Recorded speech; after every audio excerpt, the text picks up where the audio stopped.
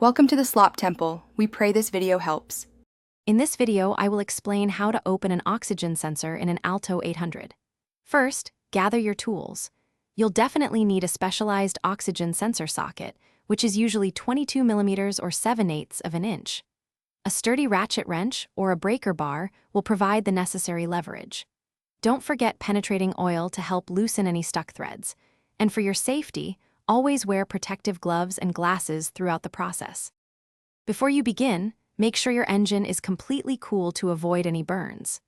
The oxygen sensor in an Alto 800 is typically found on the exhaust manifold or just before the catalytic converter.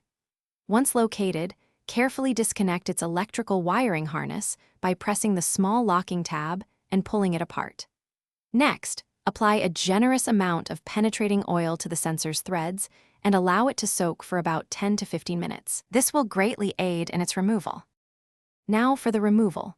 Carefully slide your specialized oxygen sensor socket completely over the sensor's hex head, ensuring it's seated properly. Attach your ratchet wrench or breaker bar to the socket. Apply steady, firm pressure and turn the wrench counterclockwise to break the sensor free. It might be tight, so be patient. Once it's loose, you can usually unscrew the sensor the rest of the way by hand until it's fully out. When installing the new sensor, first apply a small amount of anti-seize compound to its threads. This prevents future seizing. Carefully thread the new sensor into the exhaust bung by hand as far as possible to avoid cross-threading.